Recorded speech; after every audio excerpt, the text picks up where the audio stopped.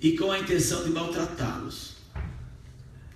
Mandou matar a espada Tiago. Veja, Tiago não conseguiu o livramento, porque Deus deveria ter algum plano na vida dele, que ele teria que ir embora. Irmão de João. Vendo isso que agradara os judeus, prosseguiu prendendo também a Pedro, durante a festa dos pães sem fermento, quer dizer, na Páscoa. Pão sem fermento na Bíblia é Páscoa. Então note, ele matou Tiago, e o que aconteceu? Ele viu que agradou os inimigos, ele foi procurar Pedro também. Aí ele foi prender Pedro, prendeu Pedro. Tendo prendido, lançou no cárcere, entregando-lhe para ser guardado por 4 escoltas de 4 soldados cada uma. Herodes pretendia submetê-lo a julgamento público depois da Páscoa. Pedro então ficou detido na prisão. Agora veja, vírgula. Mas a igreja orava intensamente a Deus por ele. Amém? Amém. A igreja orava. Quando Tiago foi morto, você não vê que a igreja orava por ele. Eu não sei que cargas d'água foi, ou se os irmãos não ficaram sabendo, ninguém intercedeu, pelo menos o que a gente vê aí na Bíblia. Ninguém intercedeu por Tiago. E Tiago não teve intercessor. Não, se intercedeu, a Bíblia não contou. Mas não teve intercessor. E Tiago acabou morrendo. Aí prenderam Pedro também. Mas quando a igreja soube que prenderam Pedro, eu acho que a igreja pensou assim: meu Deus, vamos interceder por Pedro, senão Pedro vai ter o mesmo fim do Tiago. Amém? E começaram a orar por Pedro. Veja aí, ó. Pedro então ficou detido na prisão, mas a igreja orava intensamente a Deus por ele. Então veio a igreja que ele frequentava, estava orando por ele. Na noite anterior ao dia em que Herodes iria submetê-lo ao julgamento, Pedro estava dormindo entre 2 soldados. Veja, ele está dormindo na prisão,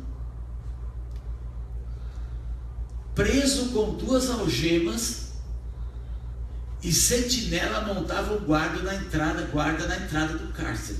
Pedro está dormindo de madrugada, está lá no meio dos guardas, com algema, não sei como é que é, com corrente, naquele tempo era assim, e tinha nas portas o sentinela. E a igreja fazia o quê? Orava. Repentinamente apareceu um anjo do Senhor, e uma luz brilhou na cela. Ele tocou no lado de Pedro e o acordou. Depressa, levante-se, disse ele. Então as algemas caíram dos punhos de Pedro. Amém. Veja a diferença, você viu a diferença? Da intercessão, da oração, vocês viram? Eu contei para vocês esse tempo atrás que pegaram experiência científica, pegaram um grupo de pessoas doentes da mesma doença. Isso não é igreja não, isso é medicina. Então separaram aquele grupo no meio, metade para cá, metade para lá, e botaram um grupo de cristãos para orar por esse grupo, que ia ser o mesmo tratamento daquele outro grupo. E esse outro grupo não ia ter intercessores. Iam fazer o tratamento por um determinado tempo para ver qual era o resultado, para saber se realmente a oração dava algum parecer. Conclusão: no final do tratamento, segundo a ciência, 80% desses aqui sararam. E o mesmo tratamento aqui, 20% apenas. Então 80% receberam a cura, aqui só 20%. Aí chegaram à conclusão que realmente, quando alguém intercede, realmente. Hoje em dia, irmãos, a medicina quase na sua totalidade, elas têm toda a porta aberta para orar pelos doentes. Os médicos chegam à conclusão disso. Eu tenho um amigo médico, acho que ele é meu amigo ainda, faz tempo que eu não vejo, chama Abinadab. Ele falava para mim, quando eu tenho algum doente, eu até falo para o doente: você tem alguém na sua família que ora? Você pode trazer para cá para orar por você. Porque ele acredita piamente que tem coisa que não dá para explicar. Pela oração a coisa resolve. Amém. É uma verdade, irmãos. Isso é uma verdade. Porque se fosse mentira, não existia mais oração. A turma tinha abandonado, no entanto, continua do mesmo jeito. A oração funciona. Amém? Então, vê lá, então, a igreja está orando por Pedro, mas não sei, talvez não oraram para Tiago, a gente não sabe. A Bíblia não fala isso para nós. E aparece um anjo na cela, tá vendo? O anjo lhe disse: vista-se e calce suas sandálias. E Pedro assim fez. E disse-lhe ainda o anjo: põe a capa e siga-me. Isso tudo está acontecendo na madrugada com ele. E a igreja está orando por ele. Amém? A igreja não está sabendo de nada que está acontecendo. Estão lá orando, talvez estão cansados, sentados, vontade de dormir, mas estão lá: ai, Senhor, visita o Pedro. Ah, Senhor, visita o Pedro. Mas ele não está sabendo o que está acontecendo. E está acontecendo essas coisas com Pedro.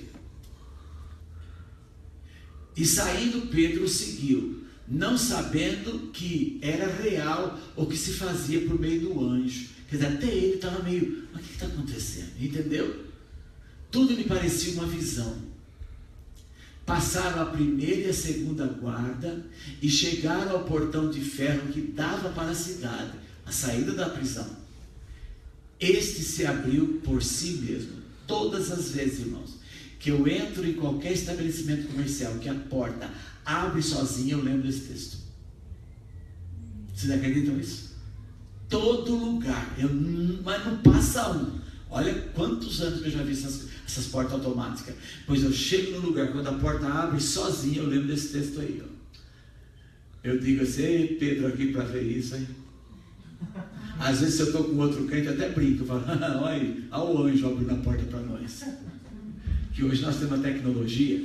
Mas o que acontece com aquela porta que abre automaticamente quando a gente entra no comércio? Fez isso com a cadeia. Que eles não tinham nada disso, né? Passaram pela primeira e a segunda guarda e chegaram ao portão de ferro que dava para a cidade. Este se abriu por si mesmo para eles passarem. Então, toda vez que você for entrar hoje, agora de hoje para frente, se for entrar no estabelecimento comercial, em qualquer lugar, que a porta abra automaticamente, você vai lembrar de Pedro, você vai lembrar do que o pastor falou aqui. Amém. E você pode até usar isso para você, para consolo da sua alma. Você pode falar assim espiritualmente: ô Pedro, nossas portas também se abrem. Eu toda vez, nunca mais esqueci disso. Eu passar, a porta é automática, eu já lembro desse texto aí. Porque aconteceu isso com Pedro. Tendo saído, caminharam ao longo de uma rua e de repente o anjo deixou. Irmãos, Deus vai socorrer a gente na hora da angústia. Não fica esperando Deus do seu lado o tempo todo. Ele está, mas não se manifesta. Porque você não precisa: ai, deu uma coceirinha aqui, Jesus me cura. Peraí, meu irmão, passa a unha e coça, passa um creminho. Tem gente que pensa que Deus é servo dele. Ai, Jesus, aqui deu uma torçãozinha no meu pé. Ai, Jesus, tenha dó, vai, conserta esse pé aí. São coisas graves. Amém, irmãos? Amém. Aí quando o anjo libertou ele, o que o anjo fez?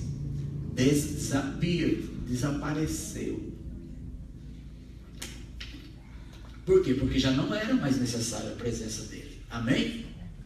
Então Pedro caiu em si e disse: agora sei, sem nenhuma dúvida, que o Senhor enviou seu anjo e me libertou das mãos de Herodes e de tudo que o povo judeu esperava. Amém, amém, gente? Amém.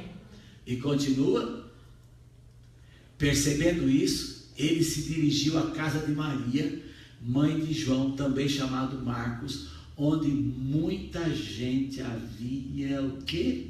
Reunido, estava orando. Amém? Amém. Lembra que nós vimos? Ele estava orando para quê? Para Pedro. Agora veja que coisa interessante, gente. Veja que coisa interessante. Quer ver? Continua. Pedro bateu a porta do alpendre, uma entrada, né? Bateu na porta. E uma serva, uma moça, uma empregada chamada Rode, veio atender a porta, enquanto todo mundo orava lá dentro, ok? Ao reconhecer a voz de Pedro, tomada de alegria, ela correu de volta sem abrir a porta e exclamou: Pedro está na porta. Pedro está aí. Olha a resposta, fico até arrepiado, olha a resposta. Eles, porém, lhe disseram: você está fora de si. Veja como é que a gente ora para Deus fazer, e Deus faz, a gente não acredita. O que eles falaram para ela? Você está fora de si, mas por que vocês estão orando? Não é para Pedro, libertar Pedro? Eles disseram, está fora de si. Insistindo ela em afirmar que era Pedro, disseram, deve ser o anjo dele. Aqui, gente, uma dica. Aqui tem uma dica, viu? Sabe, segundo a Bíblia, todo mundo tem anjo, sabia? Se você, quem está sem Cristo, não. Mas quem tem Cristo tem um anjo. É bíblico isso. Agora, veja uma dica que dá a Bíblia. Como é que é esse anjo? Ninguém sabe. Mas aqui tem uma dica para você. Não é, o que eu vou dizer aqui, não é correto, gente. É uma dica. Como é que é o meu anjo? Eu tenho um anjo, a Bíblia fala, o Senhor diz que o anjo do Senhor acampa ao seu redor, dos que os temem e os livre. Então todo aquele que tem Cristo tem um anjo. Amém? Amém. E como é esse anjo? Claro que a história colocou para você um anjo loiro, de cabelinhos loirinhos, né? Branquinho. Eu fico até com pena dos irmãos negros, porque todo anjo é clarinho. Isso é uma mentira, gente, é uma farsa isso. Isso é uma invenção do diabo. Anjo não precisa ser branco, pode ser qualquer cor. Agora veja a dica que eu dou aqui. Eu dou não, a Bíblia está dando para nós. Quando disseram que Pedro estava na porta, a menina falou que era Pedro, o que eles disseram? Deve ser o anjo dele. Por quê? Então eles estão sugerindo que o anjo tem a nossa fisionomia. Então meu anjo é careca. Então o Senhor Deus, na seu infinito poder, isso é uma dica, ninguém vai sair dizendo por aí, cuidado quem está no vídeo aí, fala, pastor Valdir disse que o anjo parece com aquele que ele guia. Ninguém falou isso, eu estou dizendo que é uma dica. Se eu fosse um advogado e fosse justificar alguma causa, eu teria uma tese boa para defender ali. Como é que eles sabiam que era o anjo de Pedro? Porque a menina falou que era Pedro, então parecia com Pedro. Então é o anjo dele. Então deveria ter a fisionomia de Pedro. Amém, gente? Então eu quero dizer a vocês que eu apresento o meu anjo, eu não sei onde é que ele está, porque eu não o vejo. Esse anjo protetor meu está por aqui. Eu sinto muito anjo, mas tu está careca. Tu está barrigudo, certo? E tu tem 62 anos. Segundo o texto ali, dá para a gente ter brincar um pouquinho com essas coisas, mas pode ser fundo de verdade. Quer dizer, Deus pega o anjo e personifica ele igual você. Amém? Para ser semelhante a você, mas com o poder de anjo. Amém? Então vê lá, continua agora o 16. Mas Pedro continuou batendo, e quando abriram a porta e o viram, ficaram perplexos. Quer dizer, a oração foi o quê? Respondida. Amém? Mas ele fazendo sinal para que se calasse, imagina o borbotão, né, irmão? Estava todo mundo cansado de orar, mas agora sabe quando você recebe uma notícia boa, a canseira vai embora, né? Você pode chegar podre em casa, cair nos pedaços em casa, cair nos pedaços. Aí você vai abrir a correspondência. Eu não vou abrir agora, não vou abrir. Não vou abrir, eu não aguento. Não, eu abro isso aí, estou cansado. Mas tá bom, vou abrir, que você abre o primeiro envelope, é um cheque de $30 mil.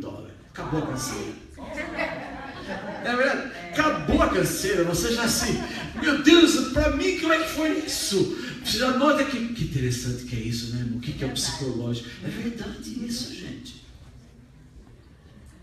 As boas notícias tiram a canseira da gente. Até tem uma brincadeira no Face que eles colocam remédio bom para depressão, você já viu?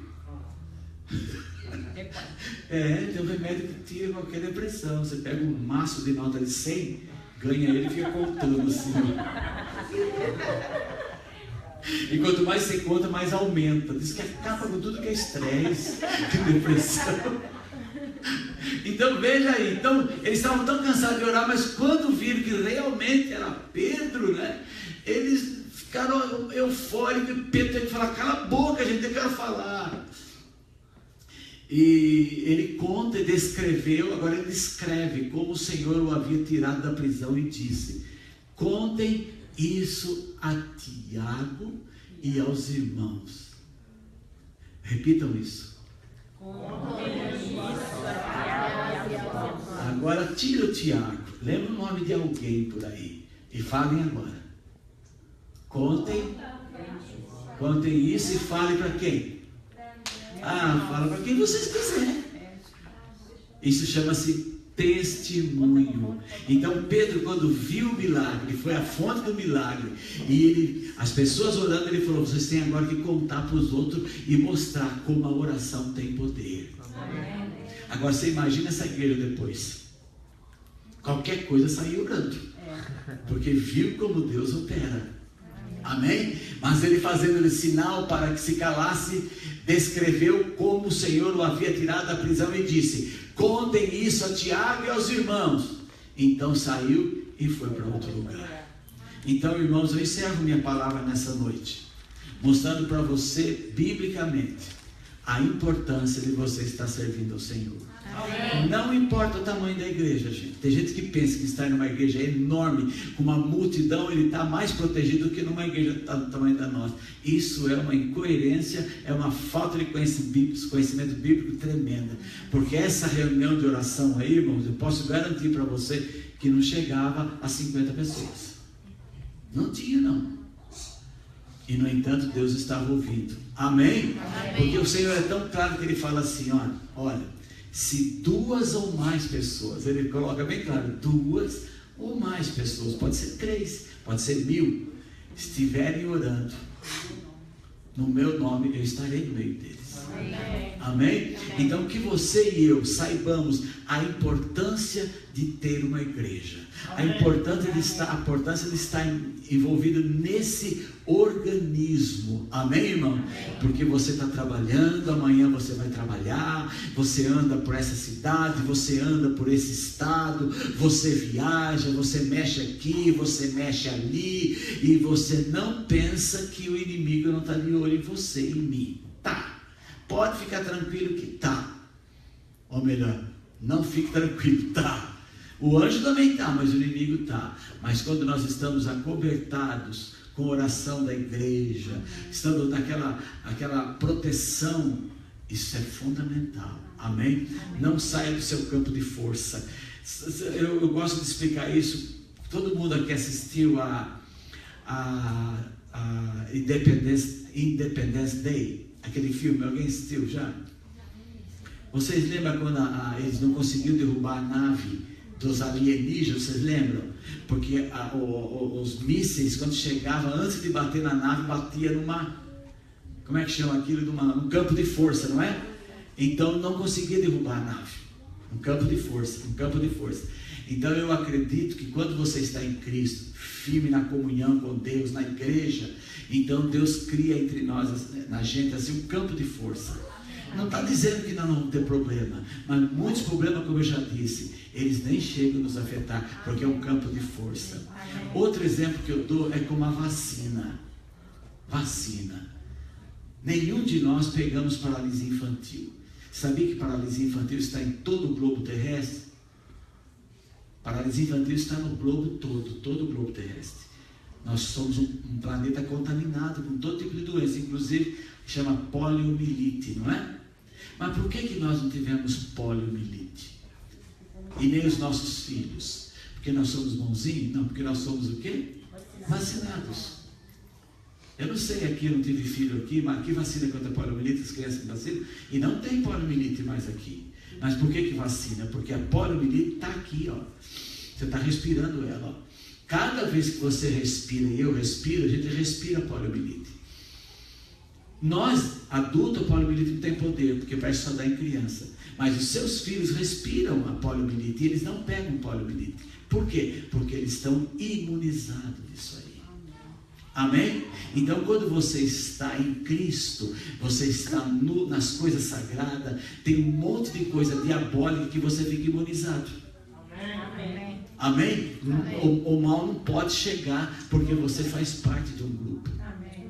Amém, gente? Entenda, isso é verdadeiro, isso é real. Nós não vivemos num mundo cheio de flores, não. Mas muita coisa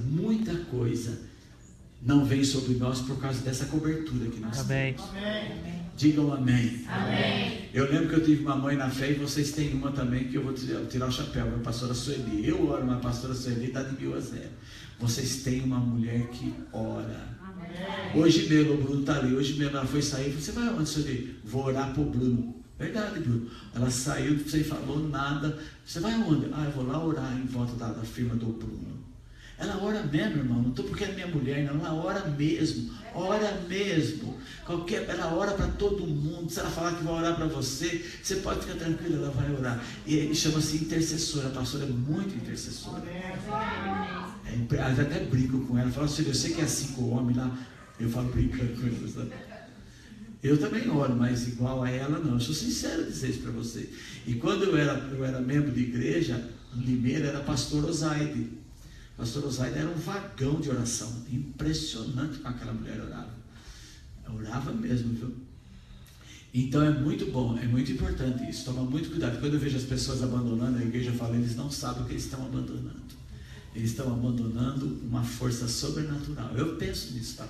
Eles não sabem. Agora no começo está tudo bem, mas vamos ver a história futuramente. Eu que já vivi 41 anos dentro de uma igreja, eu já vi tanto disso, irmãos. Então, pouco tempo você vai conhecendo as histórias, as coisas vão se desabrochando, isso aí, poxa, tá vendo o que aconteceu? No começo não era, né? Mas a hora que ficou bem livre, o inimigo atirou e pega. Então, como é que eles derrubaram aquela nave? Quando eles conseguiram confundir o sistema de proteção da nave. Aí o campo de força acabou, o míssil entrou. Bum! Aí derrubaram. Não foi assim que termina o filme? Foi assim que termina o filme. Então o avião entrou e conseguiu tirar o sistema de proteção em volta. Aí quando ele entrou e confundiu lá, entrou um vírus no computador deles lá, o campo de força acabou, desligou, não sei como é que foi. Aí os mísseis dos aviões entravam e batiam. E depois ele acabou explodindo também com uma ogiva lá que tinha lá dentro. Então é mais ou menos por aí. É um sentido que a gente falar para poder explicar a proteção divina sobre nós. Amém, irmão? Curva a sua cabeça.